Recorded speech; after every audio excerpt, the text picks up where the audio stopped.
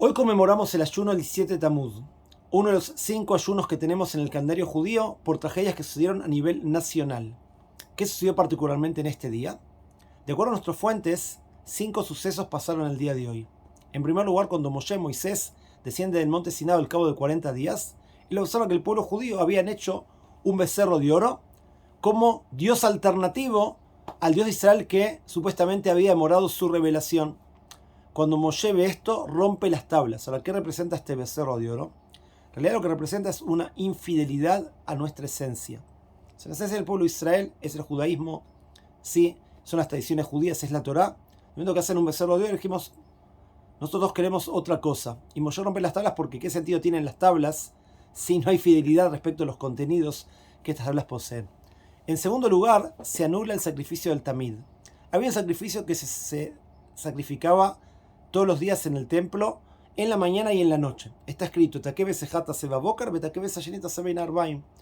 un cordero lo harás en la mañana y el segundo lo harás en el atardecer. Ahora, ¿por qué eso es algo tan trágico? Es muy interesante que hay un midrash que cuenta que hubieron 3 sabios que discutieron sobre cuál es el versículo principal de la Torá.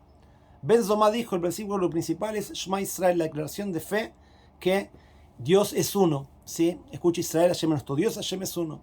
Después en otro se llama Ben Naná, se dijo, el versículo principal es Beabtar al-Hakamoja, amarás a tu prójimo como a ti mismo. Y después vino Shimon Ben Pazi y dijo, el versículo principal es un sacrificio, un cordero sacrificarás, en la mañana y el segundo sacrificio en el atardecer. Ahora, ¿por qué es tan importante? Uno va a decir, ¿cómo comparamos el amor al prójimo, la fe en un solo Dios, con algo técnico como cuando se hacen los sacrificios? La respuesta es que este versículo habla de constancia. Todos los días, en la mañana y en la noche se hace algo.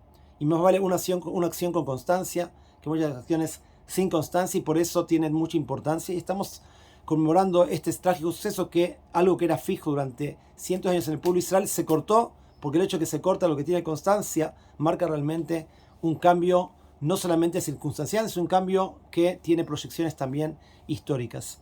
La tercera cosa que se conmemora el día de hoy, y esto tiene que ver principalmente con los sucesos de la destrucción del templo, es que en el día de hoy se penetró la muralla.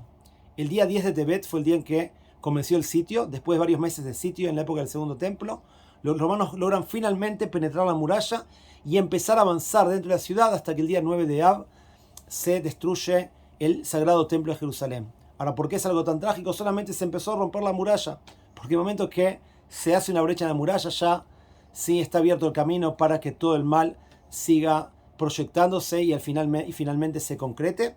A partir de hoy entramos en 3 semanas de duelo nacional, en las cuales no se celebran bodas, no se escucha música. También nos acostumbramos los judíos ashkenazim a dejarnos la barba por estas 3 semanas, y hay algunas otras restricciones más. Y tiene que ver también con cada uno de alguna manera recapacitar en cuáles son sus murallas y cuáles son aquellas cosas que uno debería de proteger y quizás no protege suficientemente. Las murallas en torno al cuidado de la pareja, al cuidado de la familia, sino que las cosas que son realmente valores importantes en nuestra vida.